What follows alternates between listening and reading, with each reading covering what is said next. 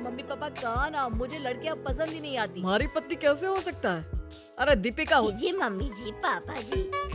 हे भगवान। पूरे 28 साल का हो चुका था ऋषभ, लेकिन शादी करने को तैयार ही नहीं था। माँ बाप पूरी तरह से परेशान हो चुके थे। जब भी किसी लड़की का रिश्ता ऋषभ के लिए लेकर आते तो वो शादी करने से साफ मना कर देता, चाहे लड़की कितनी भी सुंदर, कितनी भी अच्छी क्यों ना हो। ऋषभ के माँ बाप को इसकी वजह समझ में नहीं आ रही थी। अरे ऋषभ बेटा, अच्छी खासी नौकरी लग गई है, दिखता भी इतना अच्छा है, आखिर बात क्या है, तुझे शादी क्यों नहीं करनी? देख, तू हमारा इकलौता बेटा है, अगर तू शादी नहीं करेगा तो कैसे काम चलेगा? लेकिन मैं शादी करना ही नहीं चाहता, मुझे कोई लड़की पसंद नहीं आती। अरे बेटा, अगर कोई लड़की तुझे पसंद हो तो उससे शादी कर ले, हमें कोई एतराज नहीं है। हाँ ऋषभ बेटा, अब देख, तेरी माँ से भी काम नहीं होता। घर में एक बहू आ जाएगी तो कम से कम घर का माहौल भी अच्छा होगा और तेरी माँ को मदद भी मिल जाएगी। लेकिन मम्मी पापा कहा ना, मुझे लड़कियां पसंद ही नहीं आती। अरे लड़कियां पसंद नहीं आती तो क्या लड़का पसंद आता है? वो तो वक्त आने पर ही पता चलेगा। ऋषभ की बात सुनकर उसके माँ और पापा का सर चकरा जाता है। कुछ दिनों के लिए ऋषभ अपने ऑफिस के काम से शहर से बाहर जाता है और जब लौट कर आता है तो सामने का नजारा देखकर उसके माँ पापा बेहोश होते होते रह जाते हैं। अरे ये क्या, ये तुम्हारे साथ कौन है?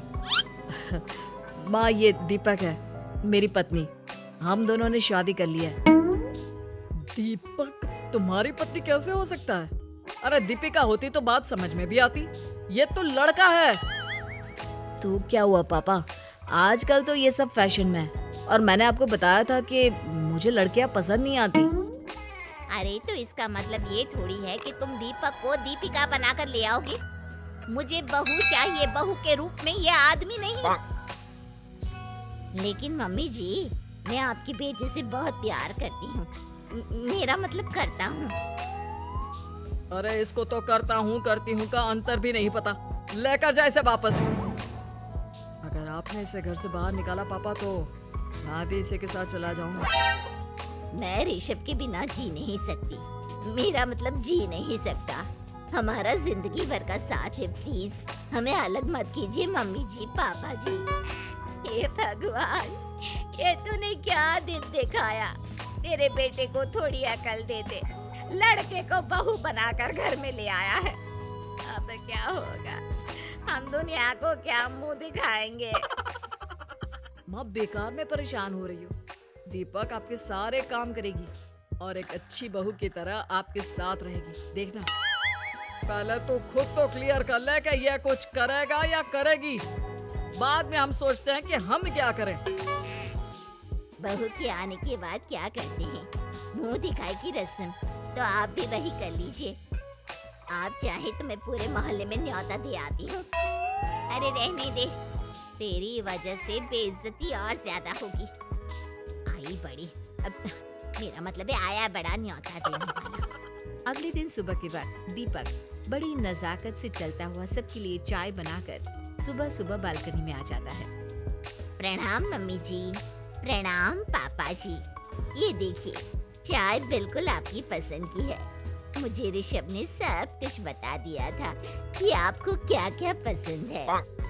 हे भगवान, ये सब क्या हो रहा है? ये क्या नौटंकी है? नौटंकी कहाँ है?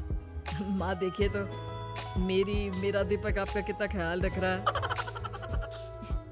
लाओ, अब जो भी है, जैसे भी है, चाय पियेंगे ही सही। थोड़ी देर के बाद, वैसे दीपक, चाय तो तुमने बहुत अच्छी बनाई है, चलो कुछ तो अच्छा हुआ। अगले दिन, अजी सुनते हैं, आज पैरों में बड़ा दर्द हो रहा है, लग रहा है घुटनों में फिर से कुछ न कुछ प्रॉब्लम हो रही है। डॉक्टर ने वो दवाई दी थी, उसकी मालिश करो ना अपने घुटनों पर, आराम मिल जाएगा। वो क्या है ना, खुद के हाथों से ठीक से मालिश नहीं हो पाती। अरे मम्मी जी, आपको परेशान होने की क्या जरूरत है, मैं हूँ ना, लाइए मैं आपके पैरों पर मालिश कर देता हूँ। अब मेरा